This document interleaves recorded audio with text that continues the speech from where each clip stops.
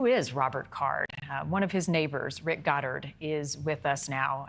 Thank you for your time. I know that this is shocking news for somebody who knew him to see what he has been capable of. You guys knew each other since you were little kids, I understand. Tell me about him, and when you learned the news, were you surprised? I was extremely surprised that somebody from, my neighborhood could be capable of something like this. I haven't seen him in many years. He's been away. As far as I knew, he was in the military, and I hadn't seen him until recently. And it's absolutely astonishing that this happened. I know you had an interaction with him in the last couple of weeks. Tell me about that. I had seen him across the street haying the field with his father, helping, his father hay a field. They're a farming family, really good people, and it's like I said, this is all really mind-blowing that this is going on. Tell me more about his family, his parents, his siblings. They're all really good, hardworking people. I mean, they're well-known in the community. They're very favored in the community. They're, nothing negative to say about any of them. Yeah, I can't imagine what they're going through. Did he live near his parents, the home that was searched in Bowdoin last night?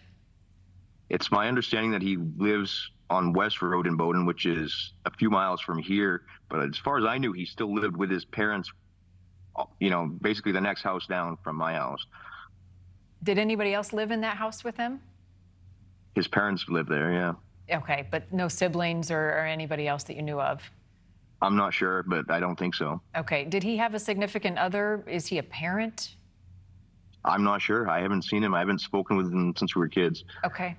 His military training, a small community like this, you sort of know who enlists and what their story is. Had he ever shared as kids his interest in joining the military? Take me back to those times when you knew him better. Like I said, I really didn't know him since probably grammar school. We were on the same baseball team together back in the day. I mean, that was a long time ago, more than 20 years ago.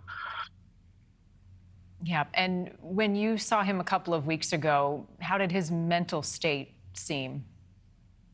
He was running a tractor. I mean, it seemed fine. They were working.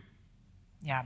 Rick, I can't imagine for you, somebody that you knew is now on the run. This massive manhunt is going on, but you're also in lockdown, so you are one of the members of the community that's trying to figure this out, just like the rest of us. I don't know if you heard the press conference police gave about an hour ago, updating the community on the search. What questions do you have about the search and investigation, and have police been able to answer that for you and so many others who are scared right now? Oh, absolutely not. I did watch the press conference, and I don't understand why they're searching the river at all, honestly. I mean, where the car was found was in a small tributary to a larger river. It's not a lake like people are reporting. It's a river. And the small river where the boat launch is, where the car was found, you can only travel a few hundred yards north on that, and then there's rapids that you can't get up in a boat. And then it opens up into the bigger river, the Androscoggin River, where there's also dams in both directions, north and south, where you can't get over the dams. I mean, I can think of one boat launch that there's on that river between the dams. And other than that, it doesn't make sense that they're even searching the river. I mean, I understand that there was a note that they found that said something about he had left with his parents or something like that, but they're not telling us anything about that. So I don't understand what's going on, why they think that he may have killed himself in the river. That doesn't make any sense. I think everything's on the table at this point. Law enforcement, I know, as frustrating as it seems, have a difficult job. They probably know much more than they're able to publicly share. I know that's not a consolation for you. Are you in a shelter in place? Where are you in location to where people are in lockdown?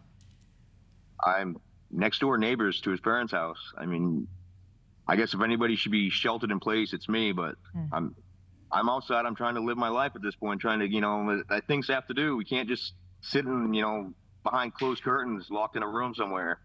It's really frustrating at this point that there isn't more information going or being given to explain why this happened or what may happen next. Right. And in the meantime, kids can't go to school. You can't go to work. That's tough.